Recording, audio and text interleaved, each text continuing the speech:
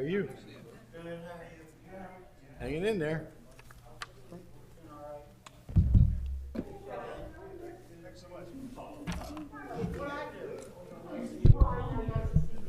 Oh, yeah.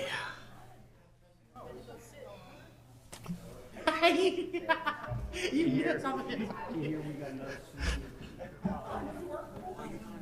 No, my son Billy now. Hey, Jeff. Hey. Good. I apparently had to walk all the way up there to realize I needed to be down here. But that's okay. It's been that kind of day. Oh. I started heading that way too. I saw Craig sitting there. Yeah, I know, right? Hello, how are you? Force of habit. Good. No, one. 1, 2, 3, 4, 5. 6.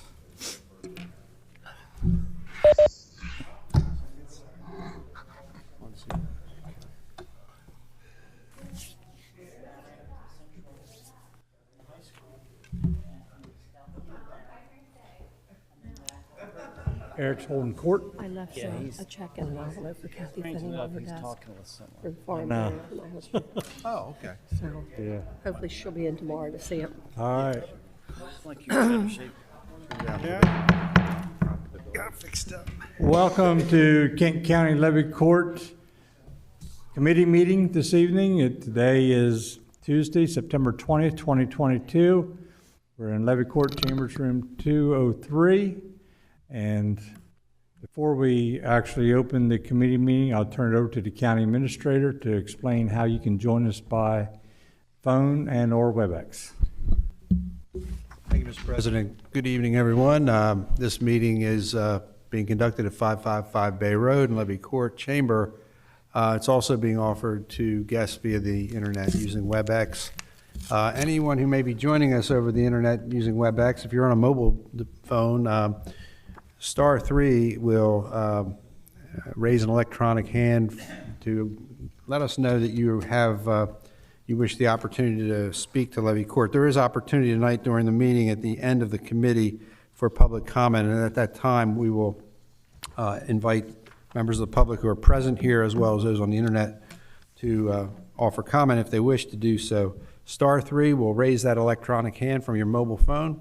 There's also a raise hand icon at the bottom of the WebEx screen if you're on a computer. Otherwise, we ask that you keep your devices muted, and that way we'll have a good quiet meeting here. And so tonight's meeting is a committee meeting, and we follow the Levy Court adopted rules that pertain to committee meetings, as well as the Mason's Rules of Order for this proceeding. Mr. President, back to you. Thank you. This evening we have a relatively short meeting, and we'll call the meeting to order. We do have 7 commissioners present, so we do have a quorum. The first item on the agenda is Public Safety Committee. Commissioner Hall is the chair. I'll turn it over to you, sir. Thanks, Mr. President. I asked Chief Faulkner to come down and discuss both of these items.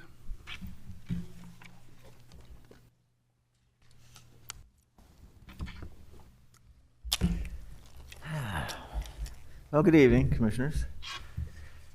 We have two items tonight, actually 3 items, and the first one I'd like to go over is the Memorandum of Understanding for Mass Gatherings, and that particular memo is a 2-part memo. So just a brief history without reading through this. If we have to go back and dissect it, we will. But back in the 1990s, in order for us to provide paramedics and dispatchers to mass gatherings, we needed to establish a mechanism for doing that. We did that with a memorandum of understanding. It was a way to avoid contracts, and the agencies that we work with were quite happy with it. In 2007, we revisited that because we weren't charging enough money to cover staff, and we established a rate of $46 per hour. Now, that was back in 2007.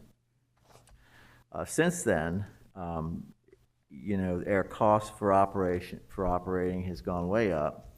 The overtime cost, our average overtime cost now is $41.23 as opposed to what it was way back then. And we're also, when we deploy to these events, we're not just sending paramedics. We're sending a lot of equipment, and a lot of that equipment was moved up here today, by the way.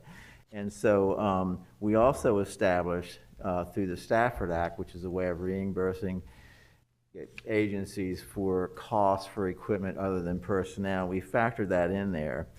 And John actually did a lot of the work, and I give him credit for it. But we've established that we need to raise their MOU rate per person, whether that be a paramedic or a dispatcher, from $46 per hour to $56 per hour to cover our costs. If we don't do that, then the taxpayers will start assuming the burden for any excess in costs. See, we only bill profit-making institutions. So if, for example, we're doing the, we don't, for example, bill other public safety agencies. When we do First Night Out, we send folks out to do that. We don't bill them for that because they're not making any money on it. It's a good PR event for the individuals. But we do bill for profit-making. So we have NASCAR, and we have Firefly, and what's the mixed martial arts that we typically send. And the Harrington Fair we send dispatchers to. So this is just another way to keep us ahead of the game. And so really, it's been since 2007. So if there's not any questions on that part, I'll move to the second part of the memo. Okay, so the commissioners in the past have asked about, because we do have a problem attracting paramedics and hiring them, getting qualified folks interested, and it's been a challenge. It remains a challenge. And one of the suggestions is to hire some of our retired personnel. Well, now we have quite a few retired personnel out there, and some of them are actually interested in perhaps working Firefly or some of these events that we have. The problem is this. They retire after 25, 30 years with a lot of knowledge, a lot of experience, a lot of professionalism. The temporary rate that we currently use when we bring them back is less than a beginning paramedic would make starting fresh out of college. They're not going to do it. They're just not going to do it. They're not going to come back to make $23 an hour. It's just not going to happen. And we have to attract also, when we do Firefly and the real big events like that, we don't have enough staff, so we draft on Newcastle County and Sussex County, and then sometimes a state trooper, a trooper medic, and so we have to be able to attract them with somewhat of a salary that's quite frankly higher than what it currently is. So what we've actually recommended was to move this temporary employees for public safety at least from $23 an hour to $38 an hour. And I think that was actually benchmarked against the Delaware Tech. Yes, sir. Delaware Tech, will pay adjunct paramedic instructors, the part-time instructors, $38 an hour. And that's how we arrived at that figure. And we think it would be, more attractive to our folks that have retired that may want to come back. And in reality, it is. They've made it very clear to us we're not going to come back for less than a starting paramedic would make. We're just not going to do it. And so it's just a way for us to remain competitive. And I think this will do it. This will allow us a vehicle to do that. Commissioner? Any questions? Jody? Thanks, Commissioner. So, Chief, do they still have to follow the requirement that they can't work for 6 months after? Yes. And then they can come back at the Yes. high rate? Yes, that's a county rule, and Right. we do have to follow that. Okay, thanks. Commissioner? Yeah, Colin, the rates that have been in effect for some time are woefully low. When I was mayor of Smyrna, just for a town police officer to sit on 13, that stretch there by Willis Ford, if Adale was blacktopping, was a minimum charge of $55 an hour. Right, So, I mean, these numbers are woefully low over a long period of time. right. We included what Newcastle County and Sussex County was charging for these events, and in fact, the Newcastle County, Sussex is currently charging $75 per an hour. Newcastle charges $132 per hour for two persons. We do it by individuals. So this puts us competitive, and I mean, we're providing a lot of professionalism to these events, and we're not being remunerated properly for it. This is just making it, it's leveling the playing field, so to speak. Commissioner Buxton? You said Newcastle is 132, so you cut it in half, and that gets us what we're talking about, right? Yeah. Simple. Right, simple math. And I'm not opposed to this, I just want to understand a couple of things. So, well, one of the things, 6 months to 3 months, would it be effective to, is there an emergency need to move it from 6 months to 3 months? Or is 6 months just a good idea to kind of keep? Yeah, a good idea to Yeah, so there's no emergency, there's no need. You guys aren't having trouble with all these folks retiring. It'd be nice to get them back in the arena quicker than that, or sooner than that. I like the 38 hours. I think that 38 hours, that makes sense, the way you explain it. The one up top, though, now we're going to 76 or whatever and matching Sussex County, and we're better than Newcastle, which is fine. The problem I have is, or maybe I don't, have we informed, who pays it? So the organization, for example, for NASCAR, I forget what they're called, Dover Motorsport Speedway. Motorsport Speedway, and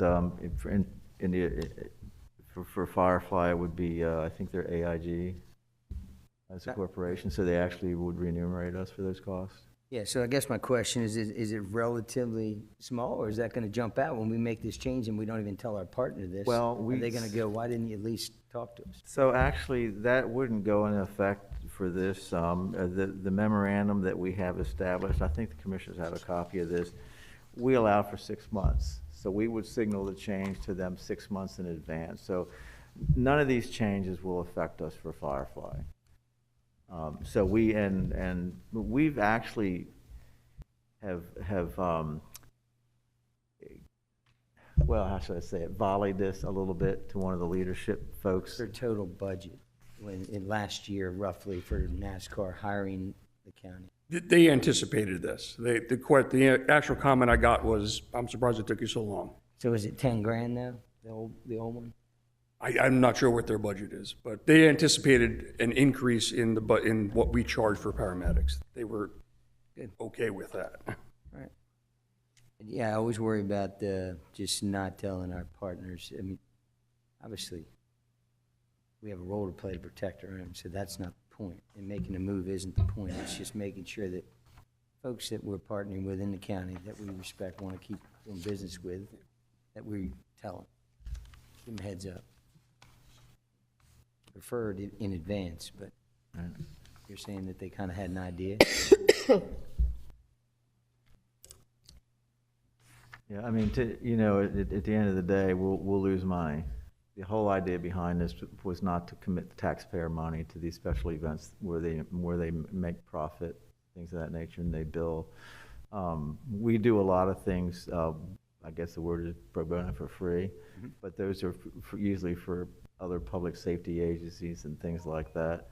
And we support them as they support us, in things that we do. This is just for the folks that are making a lot of money, or making money, and require our services. We're just trying to remain whole in the process. So. I'm good with all that. I just was curious if we had talked to them. That's all. Other questions? Mr. Angel? Our policy states we can't do anything for 6 months, and it's been brought up looking at maybe going to 3 months. I don't have a problem with that, but what happens if we had a disaster and we needed paramedics or people? We'd have to still follow our policy, or is that something that we need to take a look at and include that in our policy so we're covered? We can probably suspend it. Right. If we had an actual disaster in the county, we wouldn't have any trouble getting paramedics. We would. This state is built. This whole system is built around mutual aid, and we've never had a problem getting a mutual aid in a time of need. And there's several examples of that out there from past experience, though they will come. This is to manage the controlled events that we know are on the horizon, that we need to, when we do these events, we encapsulate it to the event because we got this whole rest of the county to run. And we want it to be seamless, so we don't want anybody else in the county who may need 911 services, no matter what they are, to be impacted by the activities of, like, for example, NASCAR, Dover Downs, or the Firefly. I mean, we've done that very effectively, and it's not just us. It's a huge team of folks put together to make this happen, and we've been doing it for years, and then for years it's been working. Knock on wood. And, Still like to see it, our policy looked at anyway, updated, so I like the 3 month instead of 6 months. I'm good with whatever. I was just suggesting it if it was an issue. Well, it comes down to basic life-saving skills, and you get out of that rhythm. Once you're in it, you get out of it, and you get called back. You don't want something to happen. Yeah, So I mean, to be blunt and brutally honest, the 3 months would be better. We have policies that if we have a person out, I think it's 6 weeks, John? If they're out 6 weeks, that we run them through an FTO before they go, as they come back to the street, just so we can make sure they haven't lost an edge or anything like that. So certainly we would have to do that, in this situation as well, to make sure they haven't lost the edge. And there's requirements for them too. If they want to remain current in Delaware, they have to remain current to, to the recertification requirements. So that's time and effort as well, and it's significant for paramedics. I mean, it's literally significant over a 2-year period. So it's just another way for us to get the job done. Okay, any other questions? Item number 2. Okay. Move that forward to business meeting. Yeah, show of hands, move forward to business meeting. All right, 7 up.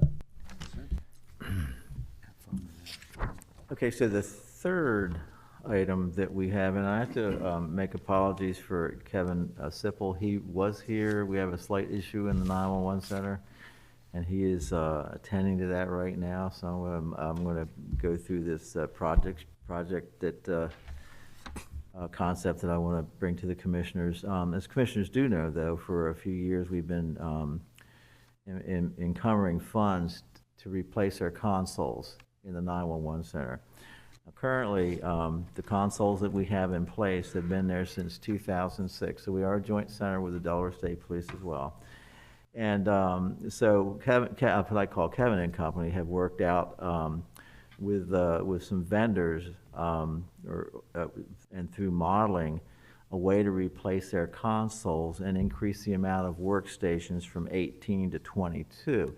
Now that's important because the commissioners will also recall that during the past several retreats I've talked about we're out of real estate in the 911 center. We've got no place to go. And we are a joint center with the state police, and we have RECOM in our RECOM is the state police from Newcastle County, the dispatchers from up there. They're now operating out of our center. So the project and the consoles are important. And then there's other parts there too. We have aging flooring and wall fabric that needs to be changed too, that hasn't been changed for a long time. So the challenges that we're having to run the 911 center in and of itself requires all the admin that we have back there. I mean, there's quality assurance issues going on all the time, and everybody's busy. This project is extremely complex, and I've characterized some of the complexities in this memorandum. But now let me just, for lack of better ways to do it, just read it. The project, what we'd like to look at is having a project manager to manage this thing. So someone who would have extensive experience in a seamless integration between all building systems, operational systems, or the design structure to ensure continued operation of life-saving services, including power sources, backup power sources, generators, UPSs, grounding, lightning protection, which is the R56, mechanical systems, networks, structured cabling systems, AV systems, radio communication systems, and specialized furniture. And additionally, we're looking for a project manager who can coordinate with the Delaware State Police, Magnum Electronics, over siren control systems, DEMAs, and the MNet, Intrado West, which is their phone system, state communications, county IT, and federal signal. And there's a litany of things that have to be coordinated when you go ripping up consoles or all their electronics, and you have to remain seamless in your operation, you know, in managing 911 calls. And between the 911 calls and the admin calls, I think we're probably up between 90 and 100,000 calls coming in the center a year. Now that's both 911 and admin, but that's an awful lot. That's a lot of calls. And then we're doing a lot with the computers now through computer-aided dispatch, and we're communicating a lot with you know, through that mechanism as well. So it's important that we continue to be able to do that in a seamless manner. And we, quite frankly, do not have the skill or the expertise to manage a project like this. We just don't have it. We're end users of all this equipment, and we need somebody that's a little more intimate with it that can make things happen. And so we looked around, and I know that Kevin and some of his folks visited Philadelphia to see how they did it in a few 911 centers, and we had some meetings here at the county building, and the thought was, you know, that we should perhaps come back to Levy Court and see if we can extend our budget, have additional funds placed in our budget to hire a project manager to manage this event. And you know, we picked $100,000. To be honest with you, we really don't know what it would cost. We have to put it out to bid and see how that comes in. But in order for this project to happen and to happen seamlessly and to allow us to continue, because we are a fold down center as well for Sussex County, in case they have a problem. Of course, we can fold down to them. But we really need to have a project manager to help guide us to conduct this whole process. And there are folks out there that do this. That's their job to do this. They have businesses, and we've looked at a few of them.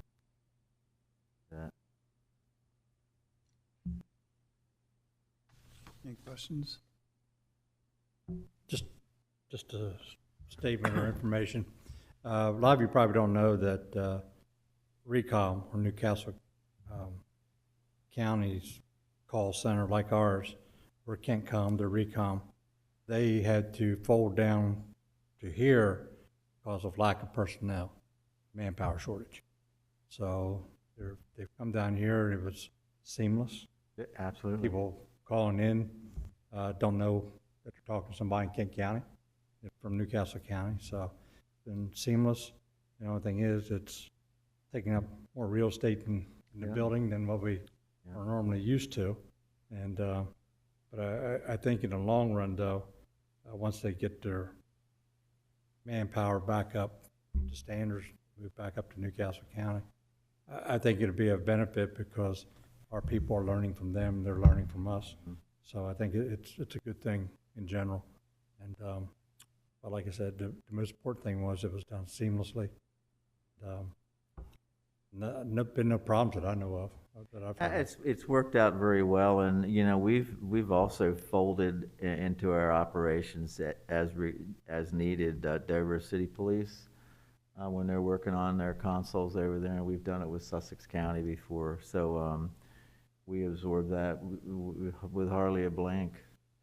They know what they're doing. We're using the same CAD systems, and it all works out very well. And unfortunately, the dispatch profession is experiencing some of the same challenges that the paramedics are. Is getting, I think there were 24 dispatchers down. And in fact, we used to get, at one point, we should probably get close to 80 to 100 applications. I think we're lucky if we get 10 now. And that's with rigorous advertising and using social media and all kinds of things. Just can't get them to come to the table. Challenge. Any other questions or comments? Move forward to the business meeting. Open up. Consent. All right. That's it. Okay, thank you, Commissioners. Thank you. Take care. Yep. Public comments? 2 issues. You guys, is this a? Mark is saying we have no one on the internet. You guys are gonna stick around, right? Is there a public meeting? No. Not tonight. Good answer, stick around, please. All right, back to you, Mr. President. Okay.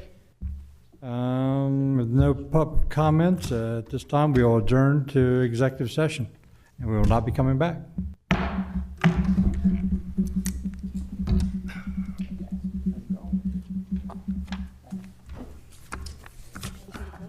However.